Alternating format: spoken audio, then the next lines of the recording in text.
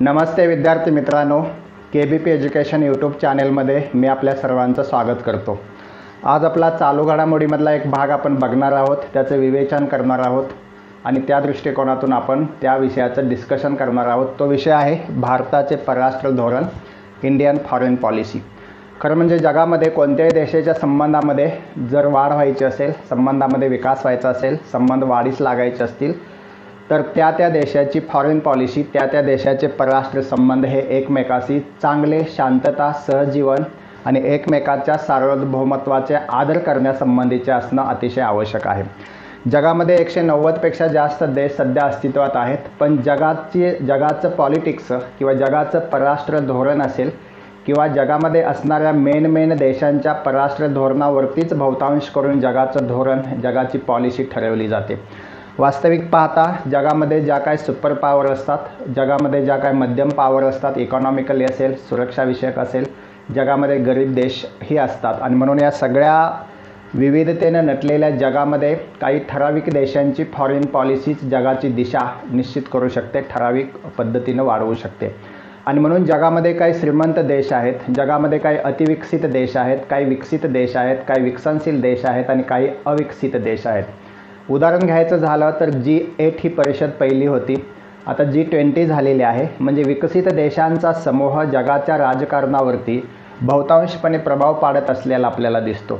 जगामध्ये अतिविकसित देशांचा G8चा समूह पुन्हा G9 झालं, त्याच्यानंतर विकसित देशांना सुद्धा त्याच्यामध्ये समाविष्ट करून घेतलं गेलं, G20 झालं।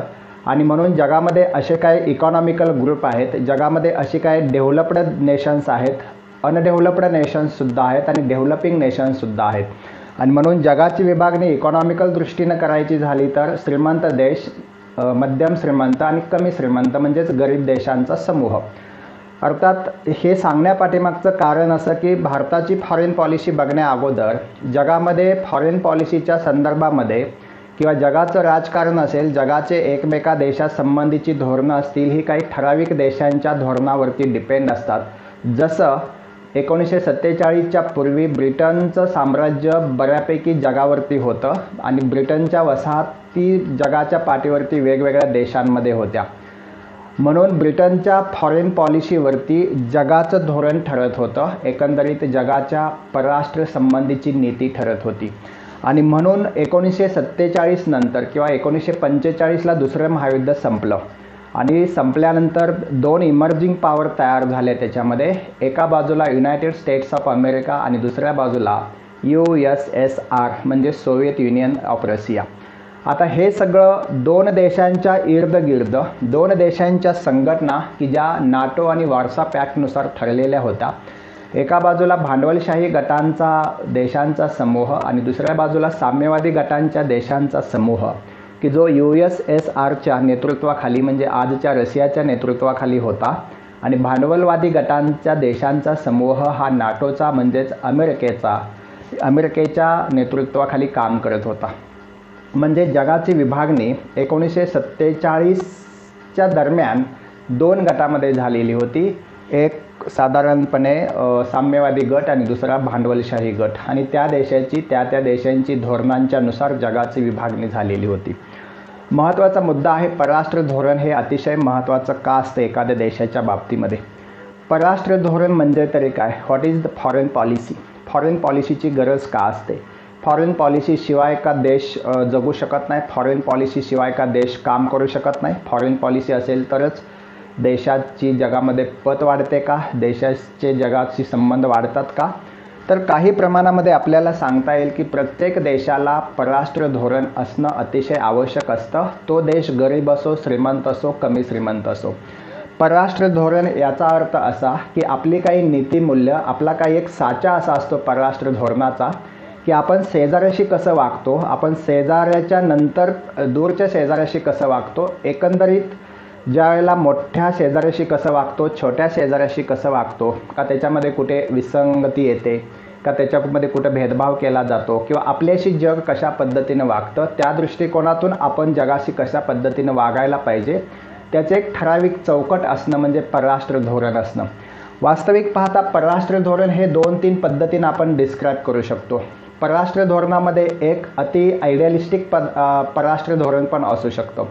या जगामध्ये संपूर्णपणे शांतता नांदायला हवी हे वाक्य खूप सुंदर आहे आणि असं व्हायला हवे वास्तविकपणे जगामध्ये, आणि याच्यासाठी बहुतांश देशांनी प्रयत्न करणं, आपणही प्रयत्न करणं हा एक फॉरेन पॉलिसीचा भाग असू शकतो. आज जगामध्ये सर्वत्र शांतता नांदायला हवी, कुठेही युद्धसदृश स्थिती असू नये, प्रत्येक देशाला समान महत्त्व मिळावं, प्रत्येक देशाला समान किंमत मिळावी, प्रत्येक देशाच्या मताला सन्मान मिळावा, अशा दृष्टिकोनातून एकमेकाच्या देशाच्या सीमांचं उल्लंघन न करता सन्मान करायला हवा, सार्वभौमत्वाचा आदर करायला हवा आणि एकमेकाच्या देशांशी सहजीवन हे शांततेचं असायला पाहिजे. अशा पद्धतीची काही मूलभूत तत्त्व जर आपण फॉरेन पॉलिसीमध्ये घातली तर निश्चितपणाने एक लक्षात येतं की फॉरेन पॉलिसी ही किती महत्त्वाची असते. आणि म्हणून आपलं जगाशी वर्तन ज्या पद्धतीनं चालतं त्याच्यावरून जग ठरवतं की या देशाची फॉरेन पॉलिसी काय आहे.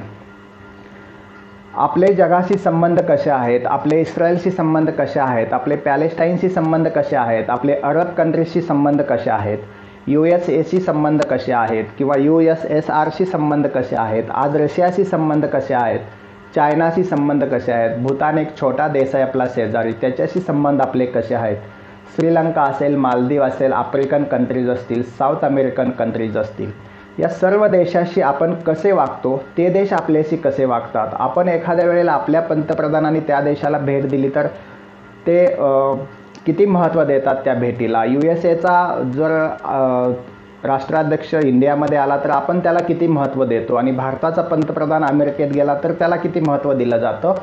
या सगळ्या गोष्टी अतिशय बारीक सारीक गोष्टींनी ओतप्रोत भरलेला जो हा संबंधांचा ठेवा असतो त्याला आपण परराष्ट्र धोरण असं म्हणतो.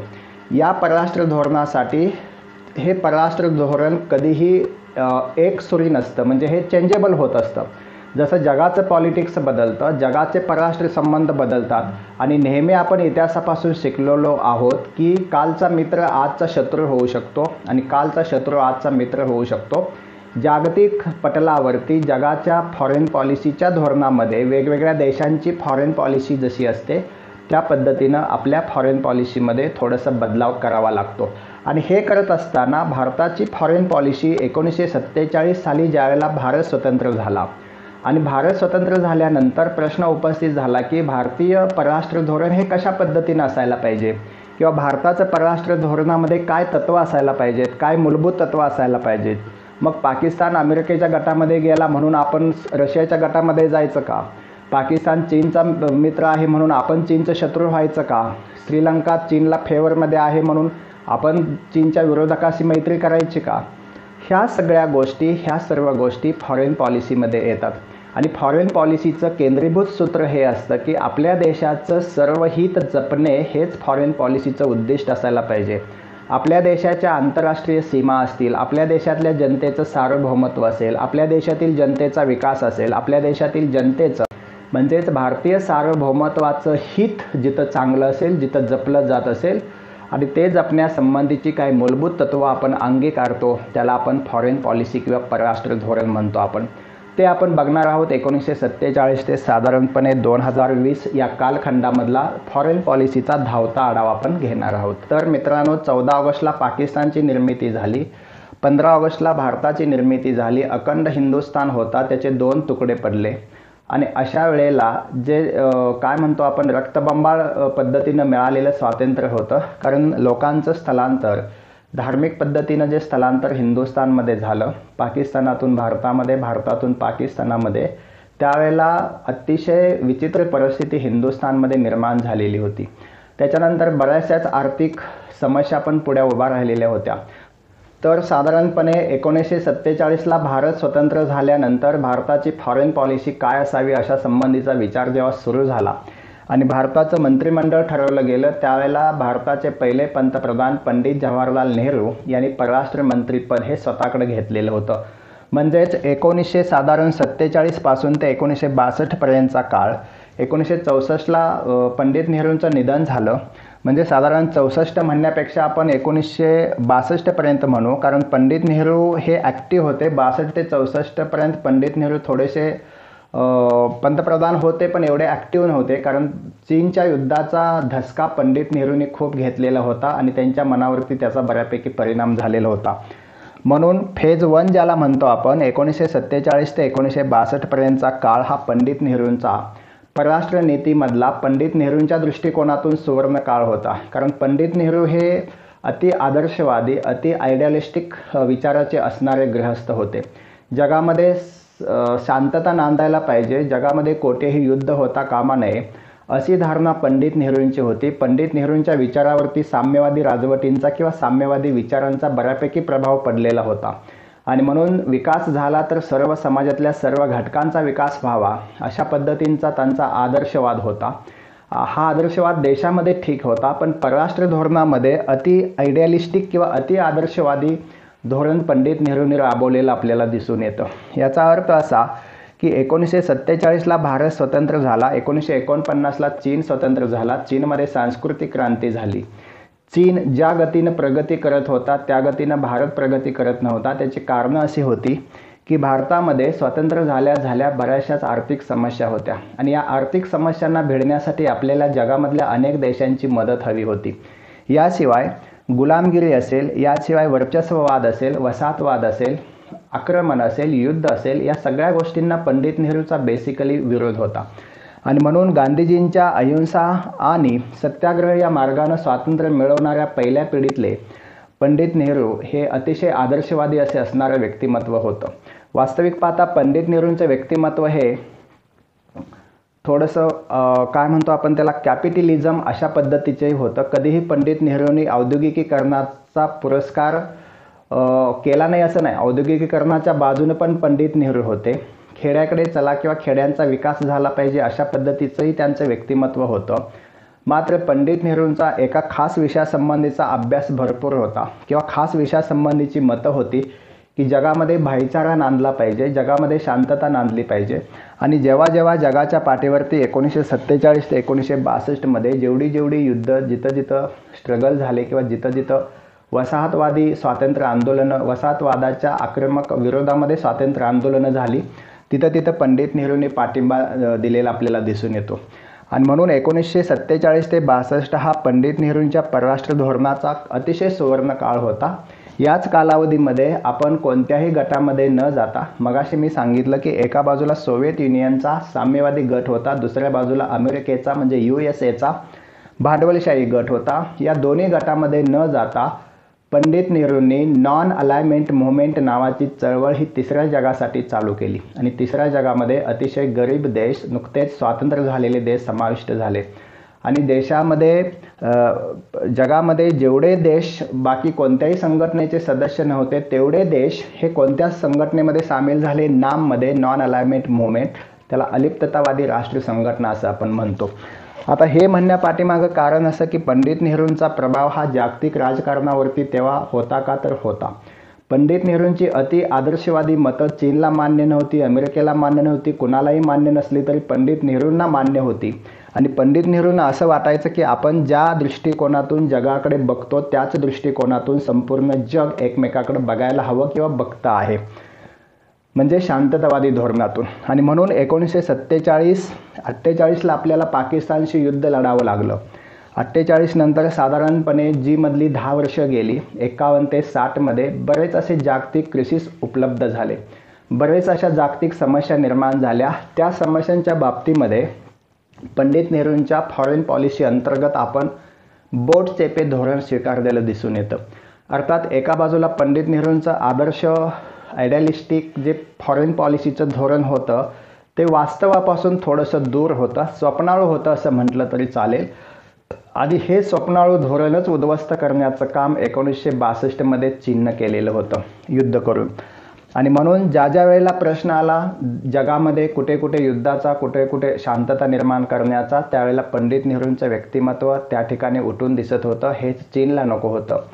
आणि म्हणून जेव्हा भारताच्या आणि चीनच्या मध्ये असणाऱ्या मॅकमोहन सीमारेषेचा प्रश्न निर्माण झाला किंवा तिबेटचा प्रश्न निर्माण झाला, ज्यावेळेला तिबेटवरती चीननं हल्ला केला, तिबेटवरती चीननं आक्रमण केलं, तिबेट खरं म्हणजे बफर स्टेट होतं आणि तिबेटच्या सत्ताधीश आणि तिबेटच्या धर्मगुरूंनी दलाई लामाने भारताकडे मदत मागितली, त्यावेळेला भारताने त्यांना मदत दिली नाही, कारण चीन दुखावेल, चीनचं दुखावणं हे आपल्याला नको, किंवा चीन दुखेल किंवा चीनला वाईट वाटेल असं कोणतीही स्टेप आपण घेऊ नये. कारण चीनी संस्कृती आणि भारतीय संस्कृती याच्यामध्ये फार पूर्वी काळापासून देवाणघेवाण होती आणि ह्या दोन्ही प्राचीन संस्कृती होत्या. आणि म्हणून चीनशी प्रामुख्यानं सलोख्याचे संबंध ठेवण्याच्या अति आदर्शवादी कल्पनेमध्ये आपण तिबेट गमावून बसलो म्हणण्यापेक्षा चीनची सीमा अगदी भारताच्या सीमेला भिडली, कारण तिबेट नावाचं जे स्वतंत्र राज्य होतं ते चीननं त्यांच्या घशामध्ये घातलं. याच्यावर भारताची प्रतिक्रिया अतिशय सौम्य होती, म्हणजेच ना के बराबर होती. चीनने ज्यावेळेला आक्रमण केलं तिबेटवरती, त्यावेळेला चीनचे दलाई लामा भारतामध्ये पळून आले आणि मानवतावादी दृष्टिकोनातून भारताने त्यांना मदत केली म्हणण्यापेक्षा आश्रय दिला. आणि चीननं ज्यावेळेला तिबेट घशात घातला त्यावेळेला पंडित नेहरूंनी निषेधाची भूमिकासुद्धा त्याच्या संबंधी घेतली नाही. हे फॉरेन पॉलिसीमधलं अतिआदर्शवादाचं एक दुबळं उदाहरण होतं. दुसरी गोष्ट, ज्यावेळेला मॅकमोहन सीमारेषेच्या अंतर्गत बरेचसेच समस्या आल्या, त्यावेळेला सीमारेषा ही ब्रिटिशांनी आखलेली होती म्हणून चीनला मान्य नव्हती. आणि चीनचं पूर्वीचं साम्राज्य कोणत्या कोणत्या देशांमध्ये होतं, कोणत्या कोणत्या सीमेच्या अंतर्गत होतं, याचाही फारसा उलगडा होत नव्हता. आणि म्हणून चीनशी असलेले संबंध जपण्याच्या नादामध्ये चीननं त्याचा फायदा खूप घेतला. आणि फायदा घेतल्यानंतर चीननं 1962 साली अचानक अरुणाचल प्रदेशवरती आक्रमण केलं आणि भारतीय फौजा अगदी पश्चिम बंगालपर्यंत आलेल्या होत्या. आणि हे झालेलं आक्रमण हे पंडित नेहरूंना पचवता आलं नाही. चीन आपल्यावरती कधीही आक्रमण करणार नाही म्हणून चीनच्या सीमेवरती आपण कोणतीही सैनिकी रसद पाठवलेली नव्हती, सैनिकी तुकड्या पाठवलेल्या नव्हत्या किंवा सैनिकी तयारी केलेली नव्हती. सुरक्षाविषयक काहीही तिथं आपण प्रोग्रेस केलेली नव्हती. याचाच फायदा चीननं घेतला आणि चीननं आपल्याकडून अक्साई चीन असेल, नेपाळचा भाग असेल, हा त्यांच्या घशामध्ये घातलेला दिसून येतो. अगदी सत्य सांगायचं, उघड सांगायचं झालं तर भारताच्या फॉरेन पॉलिसीचं हे ढळढळीत अपयशाचं एक उदाहरण होतं. आणि म्हणून चीन संबंधी अगदी 1954 साली पंचशील करार झाला चीन आणि भारतमध्ये, पंडित नेहरूंच्या नेतृत्वाखाली, आणि चौयन लाई तिकडे पंतप्रधान होते. त्यावेळेलाच हिंदी चीनी भाईभाईच्या घोषणा झाल्या, पण हिंदी चीनी भाईभाईच्या घोषणा ह्या हवेतच विरल्या आणि चीननं आपलं खरं स्वरूप दाखवलं. ते 1962 भारतावरती आक्रमण केलं आणि पूर्णपणे अति आयडियलिस्टिक असलेलं भारताच्या फॉरेन पॉलिसीचं धोरण चीननं अशा पद्धतीनं उधळून लावलं. याचाच धक्का पंडित नेहरूंनी घेतला आणि 1964 साली त्यांचं दुर्दैवानं निधन झालेलं आपल्याला दिसून येतं. हा पहिला टप्पा. या पहिल्या टप्प्यामध्ये आपण काय शिकतो? पहिल्या टप्प्यामध्ये आपल्या काय लक्षात आलं? भारताची फॉरेन पॉलिसी हा पंडित नेहरूंचा अतिशय आवडता विषय.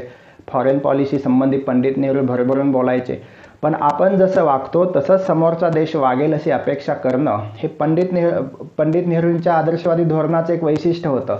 आपण शांततेचं धोरण पुढं करतो म्हणून पाकिस्तान करेल, आपण शांततावादाचा अतिआग्रह धरतो म्हणून चीन धरेल, आपण शांततावादाला खूप महत्त्व देतो म्हणून USA आणि USSR किंवा रशिया देईल असं मानणं हे चुकीचं आहे. आणि फॉरेन पॉलिसीमधलं पहिलं अपयश ते होतं. हे अपयश इतकं होतं की त्या संबंधी आजही आपण चीन संबंधी विश्वास ठेवायला चीनवरती तयार नाही. संपूर्ण जग आज चीनच्या या विश्वासघातकी धोरणावरती टीका करत असताना भारत चीनशी टीट फॉर टॅट या धोरणानं आजच्या परिस्थितीमध्ये, वर्तमान परिस्थितीमध्ये उभा असलेलं दिसून येतं. आणि म्हणून चीनच्या बाबतीमध्ये आपण खडबडून जागे झालो 1962 आणि म्हणून पंडित नेहरूंच्या बाबतीमध्ये नॉन अलाइनमेंट मूव्हमेंटची त्यांनी घेतलेली भूमिका अतिशय महत्त्वाची होती. पंडित नेहरूंचं व्यक्तिमत्व फॉरेन पॉलिसीच्या संदर्भामध्ये अतिआग्रही होतं, पण चीननं एका कृतीनं पंडित नेहरूंची फॉरेन पॉलिसी ही झाकाळून टाकलेली होती. एवढं सगळं झालं तरी आपण पंडित नेहरूंच्या व्यक्तिमत्वाचं महत्त्व कमी होऊ देत नाही. त्याचं कारण असं की पंडित नेहरूंनी नुकत्याच स्वतंत्र झालेल्या भारताला एका चांगल्या स्थितीमध्ये आणून ठेवलेलं होतं. भारतानं प्रगती करायची असेल तर जगातल्या सर्व देशांचा भारताला पाठिंबा पाहिजे, मदत पाहिजे, अशा दृष्टिकोनातून भारतानं पावलं उचललेली होती.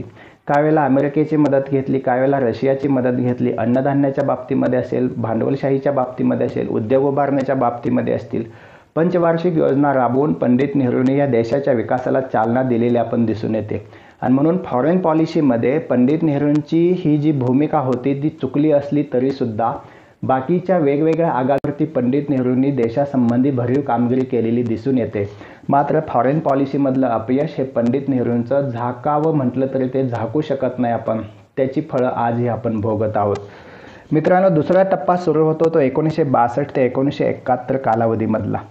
इंदिरा गांधी, पंडित नेहरूंची मुलगी इंदिरा गांधी पंतप्रधान बनली आणि हे बनण्या अगोदर लाल बहादूर शास्त्री अल्प कालावधीसाठी या देशाचे पंतप्रधान बनलेले होते. बघा, गांधीवादी दोन्ही नेते होते. पंडित नेहरू पण गांधीवादी होते, लाल बहादूर शास्त्री पण गांधीवादी होते. पंडित नेहरू हे अति मॉडर्न होते, लाल बहादूर शास्त्री अतिशय मध्यम म्हणजे उच्च विचारसरणीचे होते, अतिशय साधी राहणीमान होती. पंडित नेहरूंचं राहणीमान हे अतिशय उच्च होतं, उच्च विचारसरणी होती, पण त्यांच्या विरोधामध्ये व्यक्तिमत्व म्हणावं तर ते लाल बहादूर शास्त्रींचं होतं. म्हणजे विरोधाभास असं म्हणायचं आहे. म्हणजे कसं की अतिशय कमी उंची असलेले लाल बहादूर शास्त्री स्वतंत्र लढ्यामध्ये हिरिरीनं भाग घेत होते. अतिशय गरिबीमध्ये जीवन घालवलेले लाल बहादूर शास्त्री मनानं किती कणकर होते तेव्हा जगाला म्हणावं लागलं, मूर्ती लहान पण कीर्ती महान.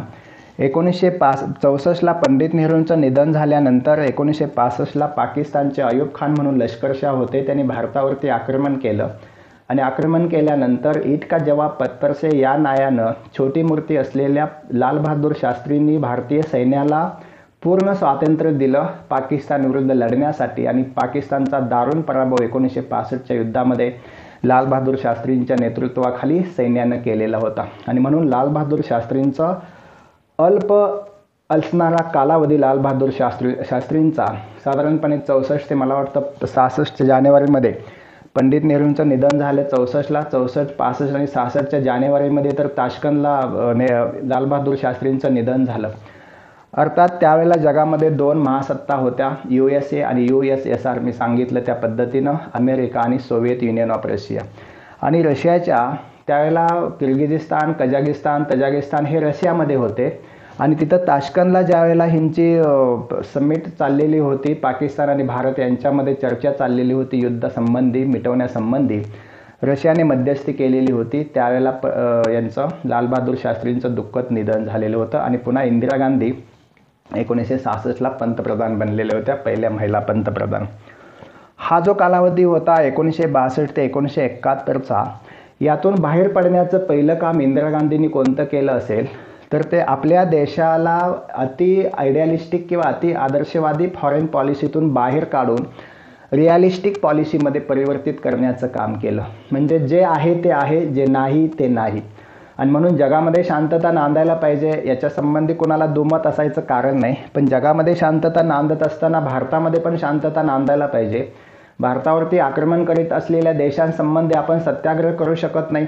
पाकिस्ताननं हमला केला, चीननं हमला केला तर आपण काय तिथं सत्याग्रह आणि अहिंसेची धोरणं राबवणार आहोत थोडीच. आणि म्हणून अति आदर्शवादाकडून रिअलिस्टिककडे, वास्तववादाकडे झुकलेलं फॉरेन पॉलिसी आपल्याला या कालावधीमध्ये दिसून येते. आणि याचाच परिणाम म्हणून इंदिरा गांधींनी 1971 साली पाकिस्ताननं आपल्यावरती आक्रमण केलं, पण इंदिरा गांधींनी पाकिस्तानला एवढा मोठा करारा जवाब दिला की पाकिस्तानचे 2 तुकडे करण्याचं काम आणि पाकिस्तानला हतबल आणि दुर्बल करण्याचं काम इंदिरा गांधींनी केलेलं होतं. हे आपल्या फॉरेन पॉलिसीचं सर्वात उत्तम उदाहरण होतं.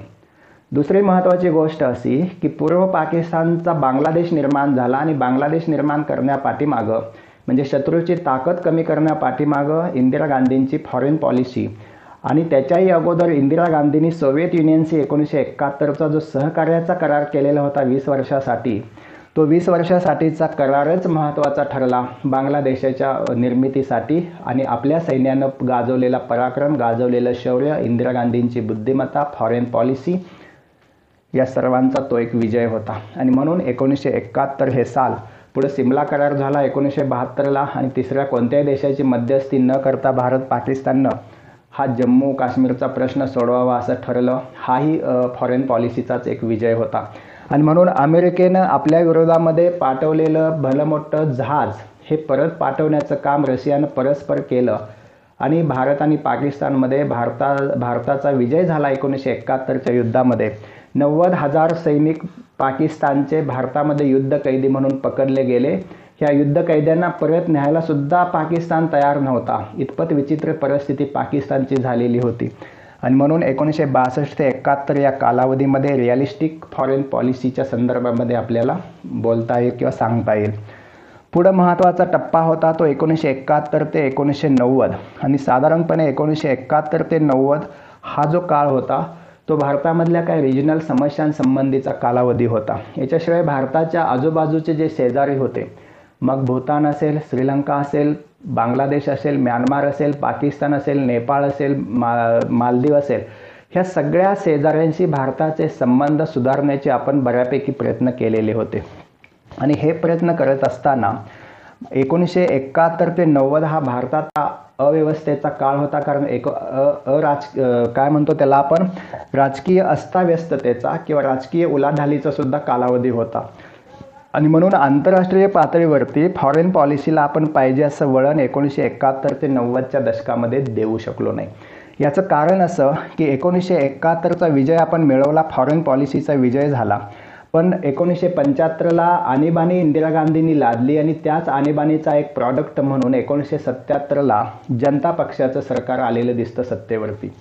आणि जनता पक्षाचं सरकार सत्तेवर आल्यानंतर ज्यावेळेला इंदिरा गांधींची फॉरेन पॉलिसी सुरू होती या कालखंडामध्ये 71पर्यंत किंवा 75पर्यंत, त्यावेळेला भारत हा बऱ्यापैकी सोव्हिएत युनियन ऑफ रशियाकडे झुकलेला दिसून येतो, साम्यवादाकडे झुकलेला दिसून येतो.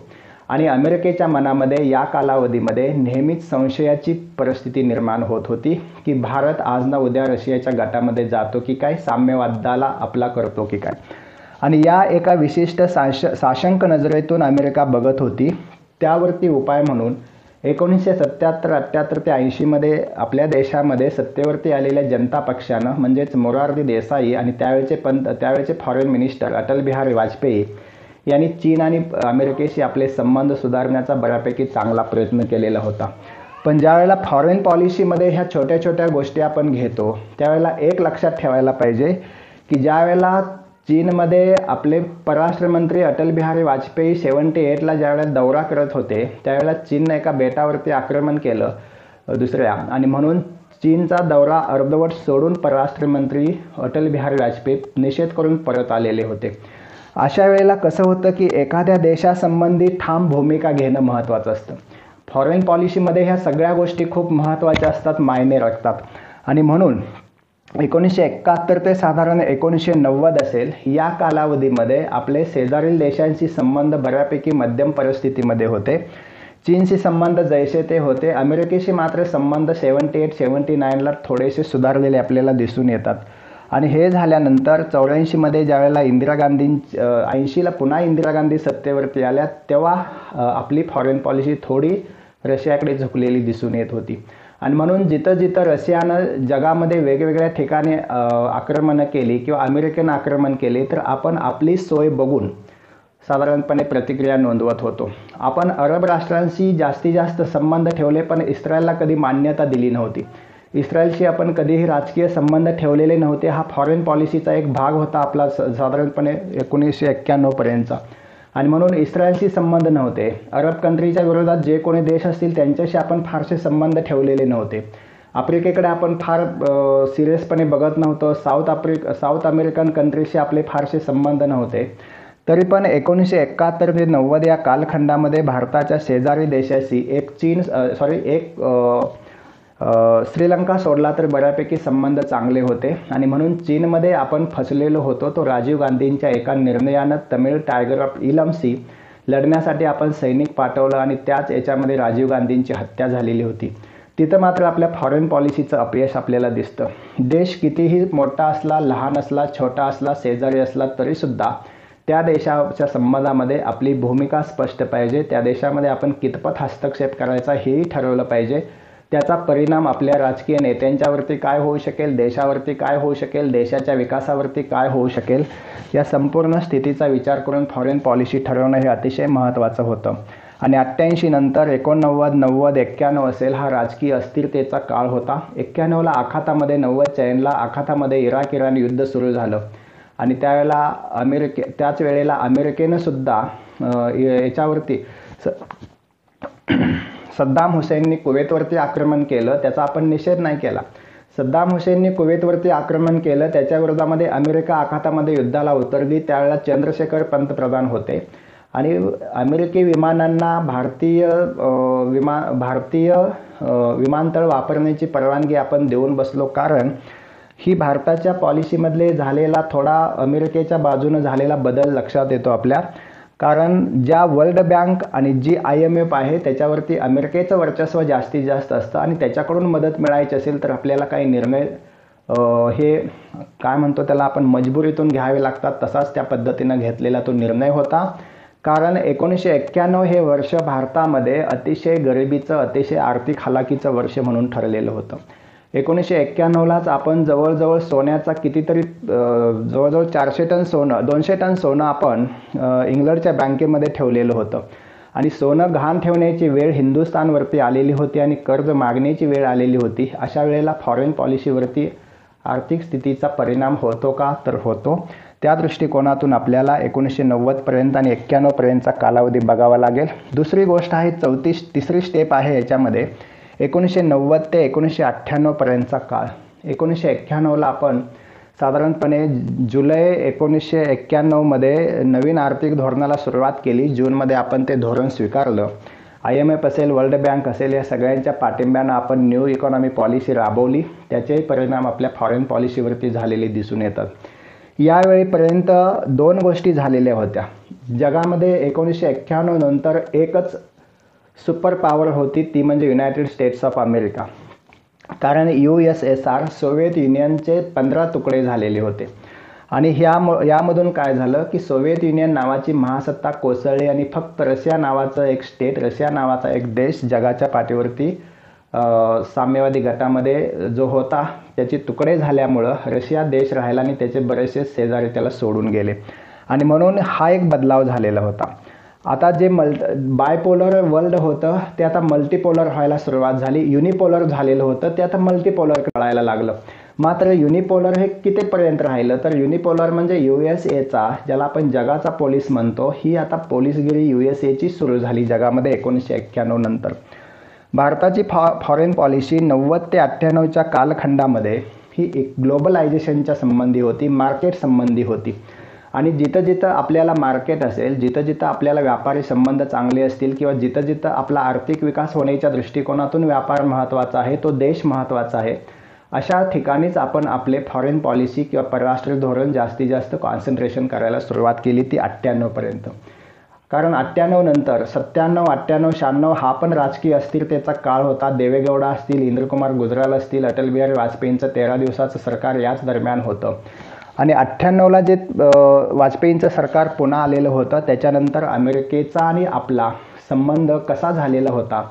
तर ज्या वेळेला 98ला पोखरणमध्ये टेस्ट केल्या त्यावेळेला संपूर्ण युनायटेड स्टेट्स ऑफ अमेरिका या गटानं आपल्यावरती निर्बंध लाभलेले होते. त्याच्यामधून पण आपण सावरलो, कारण आपली फॉरेन पॉलिसी एक स्ट्रेट फॉरवर्ड होती यावेळेला. आणि म्हणून कोणत्याही परिस्थितीमध्ये आपण आपले फॉरेन पॉलिसीचे निर्णय कोणावरती डिपेंड न राहता स्वतः घ्यायचे, अशा पद्धतीची एक भूमिका अटल बिहारी वाजपेयींनी घेतलेली होती. आणि या ग्लोबलायझेशनच्या कालावधीमध्ये भारताच्या मार्केटची गरज अमेरिकन कंपन्यांना सुद्धा होती. आणि म्हणून अमेरिकेनं प्रतिबंध फारसे ताणले नाहीत, पुन्हा संबंध सुरळीत झालेले आपल्याला दिसून येतात. रशिया जर 1991ला कोलॅप्स झाला असला तरीसुद्धा एक मिलिटरी बेसच्या आधारावरती सैनिकी ताकद म्हणून जगामध्ये तो स्ट्रॉंग होता. म्हणून आपल्या फॉरेन पॉलिसीमध्ये ज्यावेळेला सुरक्षाविषयक करार होत होते त्यावेळेला रशियाला आपण महत्त्व देत होतो. पण रशियाला महत्त्व देत असताना United states of America, Israel या देशाकडे सुद्धा आपण वळलेलो होतो. अरब कंट्रीजला बाजूला सारून आपण इस्रायलशी मैत्री नाही केली. अरब कंट्रीशी संबंध ठेवून सुद्धा आपण इस्रायलशी मैत्री करू शकतो. या बदलाचा फॉरेन पॉलिसीमध्ये थोडंसं बदल झालेला आपल्याला दिसून येतो. पुढचा एक कालावधी आहे 1998 ते 2013. याच्यामध्ये वाजपेयींचं सरकार होतं आणि पुन्हा 10 वर्ष जे सरकार होतं ते मनमोहन सिंगांचं सरकार होतं. अमेरिकेशी आपलं न्यूक्लिअर करार पण झालेला होता. अमेरिकेशी आपले वेगवेगळ्या पद्धतीचे संबंध सुरू होते. पण दुसरा एक धोका तयार होत होता की आपल्या उत्तर बाजूला सीमा असणाऱ्या चीनचं इमर्जिंग पॉवर म्हणून विकास होत होता. आणि म्हणून फार पूर्वी कोणीतरी असं म्हटलेलं होतं की चीन शांत आहे तोपर्यंत शांत असू द्या, चीन एकदा जागा झाला की हा अजगर सर्वांना त्रासदायक ठरू शकेल. त्याचा प्रत्यय आज आपल्याला कोरोना असेल किंवा चीनची आक्रमक वर्चस्ववादाची नीती असेल, विस्तारवादाची नीती असेल, या संबंधी आपण सांगू शकतो. आणि म्हणून चीनचं पोटेन्शियल खूप आहे, चीनची ताकद खूप आहे आणि भारताचा शेजारी देश एवढा प्रचंड प्रमाणामध्ये आर्थिक विकास करत असताना मिलिटरी सैनिकी शक्तीसुद्धा वाढवतो, ते निश्चितच भारताला धोकादायक आहे. आणि हा धोका भारताने ओळखला तो थोडंसं लेट ओळखला, कारण 1970मध्ये इकॉनॉमी पॉलिसी ही चीननं सुरू केली, जगाशी रिलेटेड झाला चीन. आपण 91 म्हणजे जवळजवळ 70 ते 80 ते 90 असे 20 वर्ष आपण चीनच्या मागं आहोत. आज जरी आपण चीनच्या समोर तोडीस तोड म्हणून उभा राहत असलो तरीसुद्धा जगातल्या बऱ्याच देशांची मदत, बऱ्याच देशांची सहमती आपल्या बाजूला आहे. त्याच्यामध्ये फ्रान्स असेल, जर्मनी असेल, युनायटेड स्टेट्स ऑफ अमेरिका असेल ना. मात्र चीनशी आपण मुकाबला एकट्याच्या बळावरती आजही करू शकत नाही, ही वस्तुस्थिती आहे. आणि म्हणून आपल्या सीमेवरती एखादा शेजारी देश जर असा मोठा शत्रू म्हणून उभा राहत असेल तर ते आपल्या फॉरेन पॉलिसीमध्ये आपण काय बदल केला पाहिजे, तर बदल असा केला पाहिजे की आपला सीमावाद आहे त्यांच्याशी, ठीक आहे, अरुणाचल प्रदेशाची वाद आहे, जम्मू काश्मीरचा बराचसाच भाग त्यांनी घेतलेला आहे. ह्या सगळ्या सार्वभौमत्वाशी संबंधित असलेल्या गोष्टी आपण एकदा क्लिअर करायला पाहिजेत. आपण 1 इंच ही भूमी, 1 इंच ही जमीन आपण कुणाला देऊ शकत नाही आणि देणं हे सोयीस्कर पण नाही. आणि म्हणून ती जमीन घेण्याच्या दृष्टिकोनातून आपण वाटाघाटी करायला पाहिजेत. ज्यावेळेला एखादा देश आपल्यावरती कुरघोडी करतो, ज्यावेळेला एखादा देश आपल्यावरती बळजोरी करतो, जेव्हा एखादा देश आपल्यावरती आक्रमण करतो, त्यावेळेला आपण आपली तोडीस तोड असणारी नीती वापरायला पाहिजे. ज्यावेळेला आपली ताकद कमी पडते त्यावेळेला कूटनीती वापरायला पाहिजे. आणि म्हणून एका बाजूला ताकद वाढवूनच आपल्याला त्या गोष्टीचा मुकाबला करायला पाहिजे. फॉरेन पॉलिसीमध्ये वास्तविक पाहता कमी बोलावं लागतं आणि जास्त करावं लागतं, हे फॉरेन पॉलिसीचं काम असतं. ज्या पद्धतीनं भारताची फॉरेन पॉलिसी 98 ते 2013मध्ये अमेरिका बेस्ड किंवा त्याला काय म्हणतो आपण बॅलन्सिंग पॉवर पॉलिसी, म्हणजेच एका बाजूला अमेरिकालाही सांभाळायचं, एका बाजूला रशियालाही जवळ करायचं, दुसऱ्या बाजूला चीनशीही वितुष्ट घ्यायचं नाही, तिसऱ्या बाजूला आफ्रिकन कंट्रीची मैत्री ठेवायची, चौथ्या बाजूला इस्रायलशी हात मिळवायचा आणि पाचव्या बाजूला अरब राष्ट्रांशी पण दोस्ती करायची. म्हणजे कुणाशी भांडण करायचं नाही, सर्वांशी चांगले संबंध ठेवण्याच्या दृष्टिकोनातून आपली 98 ते 2013ची फॉरेन पॉलिसी डिक्लेअर झालेली होती. आणि याच फॉरेन पॉलिसीच्या कालावधीमध्ये एक बॅलन्स किंवा एक पॉवर म्हणून आपण इमर्ज व्हायला सुरुवात झालेलो होतो. भारताच्या न्यू इकॉनॉमी पॉलिसीचे म्हणा किंवा भारताच्या लोकांनी घेतलेल्या कष्टाचे म्हणा, भारतीय जनतेच्या कष्टाचे म्हणा, बेकारी दारिद्र्य कमी होत असताना, कारण बेकारी दारिद्र्य थोडं कमी होत होतं, उद्योग व्यवसायाकडे लोक वळत होती. अशा वेळेला भारताच्या मार्केटचा फायदा करून किंवा भारताच्या ह्या मोठ्या लोकसंख्येचा फायदा करून भारताने स्वतःला जगाच्या मंचावरती सिद्ध केलेलं होतं की भारत एक सुपर पॉवर होऊ शकतो, आशियातली शक्ती म्हणून भारत एक पुढं होऊ शकतो. आणि याच दरम्यान 1913 ते 2020मधली फॉरेन पॉलिसी आपल्याला काय सांगते. हे सगळं होत असताना ज्या वेळेला इतिहासामध्ये चुका झाल्या फॉरेन पॉलिसीमध्ये बऱ्याच तज्ज्ञांनी मांडलेल्या होत्या की सुरुवातीच्या कालखंडामध्ये अमेरिकेची आपल्यावरती कृपादृष्टी नव्हती, रशियाची मदत पण नव्हती. ज्यावेळेला आपण अलिप्ततावादी राष्ट्र संघटनेशी निगडीत होतो, पंडित नेहरूंच्या मृत्यूनंतर इंदिरा गांधींनी रशियाशी जुळवून घेतलं, त्यावेळेलासुद्धा अमेरिकेची नापसंती आपल्या संबंधी होती.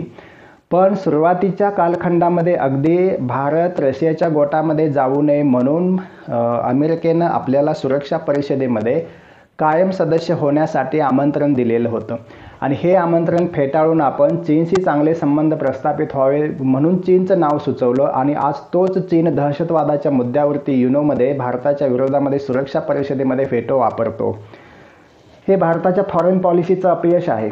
जो चीन आज आपला शत्रू आहे त्या चीनला आपण सुरक्षा परिषदेमध्ये सदस्य व्हावं म्हणून पाठिंबा दिला. जो चीन आपल्या विरोधात कुरघोडी करतो म्हणून आपण तिबेटशी वैर पत्करला आणि तिबेट चीनला घशामध्ये घालू दिला. दलाई लामांच्या बाबतीमध्ये आपण स्ट्रिक्ट भूमिका घेऊ शकलो नाही. ह्या काही गोष्टी अतिशय त्रासदायक आजही आपल्याला ठरू शकतात. जम्मू काश्मीरच्या संबंधीची फॉरेन पॉलिसी पाकिस्तानच्या संबंधीची काय असेल, जम्मू काश्मीरचा मुद्दा आपण युनायटेड नेशन्स ऑफ ऑर्गनायझेशनमध्ये घेऊन गेलो नसतो तर आजही तो प्रश्न सुटला असता. आज पाकव्याप्त काश्मीर आणि चीनच्या मधून जाणारा जो मार्ग आहे त्या मार्गाला आपण आक्षेप घेतला असला तरीसुद्धा आपला जो जम्मू काश्मीरचा अविभाज्य भाग म्हणतो तो जवळजवळ जेवढा भाग आपल्याकडे आहे त्याच्यापेक्षा जास्त भाग आज पाकिस्तानच्या आणि चीनच्या ताब्यामध्ये आहे. कोणती आपली फॉरेन पॉलिसी की जी पॉलिसीचा आपण डिमडिमा पिटतो. पाकिस्ताननं आपला घेतलेला काश्मीरचा भाग त्यातला थोडा भाग तो चीनला देतो. हा अविभाज्य भाग भारताचा देतो कोण कुणाला या संबंधीची इत्थंभूत माहिती आपल्याला घ्यायला पाहिजे. या संबंधी आपण निषेधाचं धोरण राबवायला पाहिजे. या संबंधी आपण कडक ॲक्शन घ्यायला पाहिजे. परराष्ट्र संबंधाची माहिती घेत असताना आपण स्ट्रॉंग असायला पाहिजे, आपण प्रबळ असायला पाहिजे, सक्षम असायला पाहिजे. जो देश प्रबळ असतो, सक्षम असतो, स्ट्रॉंग असतो आणि स्वतःच्या पायावरती निर्धास्तपणे उभा असतो त्याच देशाशी मैत्री करायला सगळेजण उत्सुक असतात. त्या देशाशी शत्रुत्व घ्यायला कुणी तयार नसतं. आज आपण अमेरिकेचं उदाहरण घेतलं तर अमेरिकेची जी पॉवर आहे, मग आर्थिक पॉवर असेल, सैनिकी पॉवर असेल, एवढी मोठी आहे की अमेरिकेशी दुश्मनी घेण्यासाठी विरोधी देशाला तेवढी पॉवर गोळा करावी लागेल, तेवढं शक्ती कमवावी लागेल. भारतापुढे ही फॉरेन पॉलिसी राबवत असताना एकच आपल्याकडे सिच्युएशन असायला पाहिजे की फॉरेन पॉलिसीमध्ये कुणी कुणाच्या आधारावरती काही करू शकत नाही. समजा देश छोटा मोठा लहान मोठा असेल तो भाग वेगळा, पण आपली ताकद जास्त असेल तरच आपण टिकून राहू शकतो आजच्या जगामध्ये. कट्टरवाद असेल, दहशतवाद असेल, वर्चस्ववाद असेल, वसाहतवाद असेल, आर्थिक विस्तारवाद असेल, या सगळ्याशी तोड फॉरेन पॉलिसी राबवायची असेल आणि आपल्या देशाचं हित सर्वतोपरी राबवायचं असेल तर मात्र आपल्याला या सगळ्या गोष्टींचा विचार करायला पाहिजे. आपला काय म्हणतो आपण मराठीमध्ये, आपण स्ट्रॉंग तर सगळं जग स्ट्रॉंग, अशा पद्धतीचं धोरण आपण राबवायला पाहिजे. ते धोरण राबवण्याची सुरुवात आपण साधारणपणे 2013 ते 2020 इंडिपेंडंट सेल्फ सेंट्रॉइड पॉलिसी आपण राबवायला सुरुवात केलेली आहे. म्हणजे आपण सक्षम असायला पाहिजे. चीनशी मुकाबला करायचा तर आपले डोळे रशियाकडे कधी मदत करतो. चीनशी मुकाबला करायचा असेल तर आपलं सैनिक सबल पाहिजे, आपली सुरक्षाविषयक पद्धती स्ट्रॉंग पाहिजे, आपली ताकद प्रचंड पाहिजे. ज्यावेळेला आपल्याला पाकिस्तानशी लढायचं असेल त्यावेळेला रशिया कधी मदत पाठवतो ही वाट बघत बसण्यापेक्षा आपण आपल्या जीवावरती, आपल्या ताकदीवरती प्रत्येक देशाचा, शत्रूचा मुकाबला करायला पाहिजे. फॉरेन पॉलिसीची ती गरज असते आणि म्हणून फॉरेन पॉलिसीमध्ये कूटनीती येते. अर्थात आपण एखादी स्टेप घेत असताना जागतिक मंचावरती बहुतांश देशांचा आपल्याला सपोर्ट असायला पाहिजे. हे झालं फॉरेन पॉलिसीचं कर्तव्य.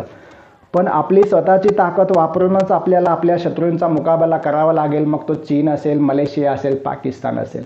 आणि त्या दृष्टिकोनातून आपण प्रबळ धोरण, एक सक्षम धोरण राबवायला पाहिजे. मला वाटतं ती सुरुवात आपण 2013 ते 20 या कालखंडामध्ये सेल्फ सेंट्रल पॉलिसीमध्ये वापरायला सुरुवात केलेली आहे.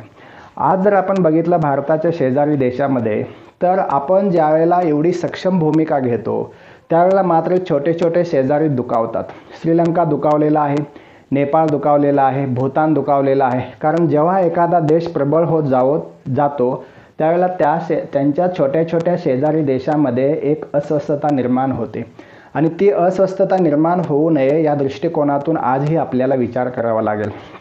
ज्यावेळेला भारत एक इमर्जिंग पॉवर म्हणून वरती यायला लागला त्यावेळेला भारताच्या ह्या इमर्जिंग पॉवरला, सुपर पॉवरला खो घालण्याचं काम, विरोध करण्याचं काम चीन करू शकतो हे आपण गृहीत धरायला पाहिजे. कारण भारताचा कॉम्पिटिटर कुणी असेल आशिया खंडामध्ये तर तो चीन आहे आणि म्हणून चीन नेपाळला उठवून बसेल, भूतानला उठवून बसेल हे भारतानं गृहीत धरूनच आपल्या शेजारी छोट्या छोट्या देशांशी चांगले संबंध प्रस्थापित करण्याची भूमिका घेतली पाहिजे.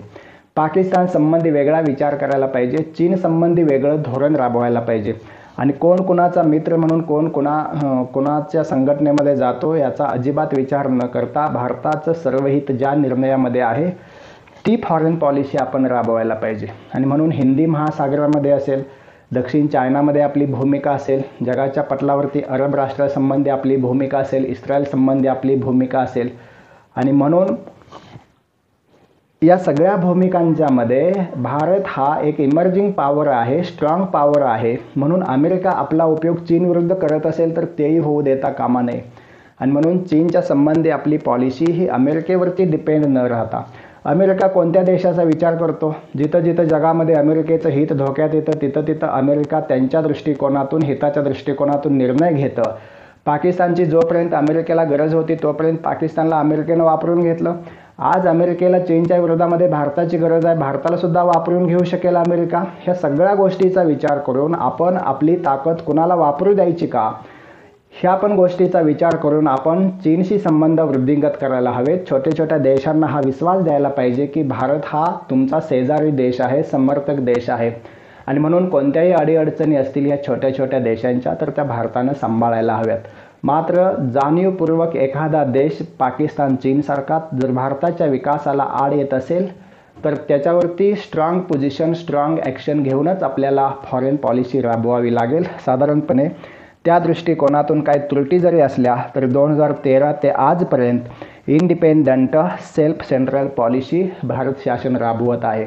आणि म्हणून जेव्हा जेव्हा आपण जयशंकर परराष्ट्र मंत्री आहेत त्यांचं भाषण ऐकतो त्या वेळेला आपल्या लक्षात येतं की भारताच्या फॉरेन पॉलिसीची दिशा काय आहे, काय असायला हवी. मित्रांनो, जो सबल जो प्रबल तोच टिकून राहतो हा जगाचा नियम आहे. आणि म्हणून या दृष्टिकोनातून भारतानं आपल्याकडे असणाऱ्या सगळ्या शक्यतांचा विचार करून फॉरेन पॉलिसीमध्ये परराष्ट्र धोरणामध्ये काळ जसा बदलेल त्या पद्धतीनं बदल करायला पाहिजे. पण देशाच्या सीमा, देशाची इंच न इंच भूमी, देशाचं सार्वहित, देशाचं सार्वभौमत्व याच्याशी कुठलीही तडजोड करता कामा नये अशा दृष्टिकोनातून फॉरेन पॉलिसी भारताने राबवायला पाहिजे. आणि बऱ्यापैकी ती राबवण्याचं धोरण आता सुरू झालेलं आहे. मित्रांनो, आपण बघितलं साधारणपणे इंट्रोडक्शनमध्ये किंवा भारताचे परराष्ट्र धोरण यामध्ये जेवढा धावता आढावा घेतला त्यासंबंधीची भूमिका तुम्हाला जर पटली असेल, तुम्हाला माहिती असेल, तुम्हाला समजली असेल, परीक्षेच्या दृष्टिकोनातून आपल्याला ज्यावेळेला UPSCला आपण आंतरराष्ट्रीय संबंधावरती विचार करतो त्यावेळेला आर्थिक परराष्ट्रीय धोरण हे एकमेकाशी रिलेटेड असतात. आणि म्हणून त्या सगळ्या गोष्टींचा विचार करून देश छोटा असो मोठा असो आपली फॉरेन पॉलिसी काय असायला पाहिजे त्याच्याविषयी क्लिअर माहिती आपल्याला असायला पाहिजे. थेरॉटिकल समजा 100, 200, 400, 500 शब्दांचं उत्तर लिहायचं असेल तर आपली भूमिका ठाम पाहिजे, भूमिका क्लिअर पाहिजे.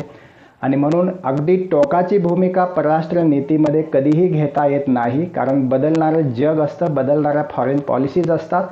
म्हणून टोकाची भूमिका कुठं घ्यायची तर आपल्या सीमा, जमीन, सार्वभौमत्व यासंबंधी आपण कुठे तडजोड करता कामा नये. आणि त्या दृष्टिकोनातून आपलं परराष्ट्र धोरण असायला पाहिजे. मला वाटतं तुम्हाला समजलं असेल. जय हिंद, जय महाराष्ट्र. थँक्यू.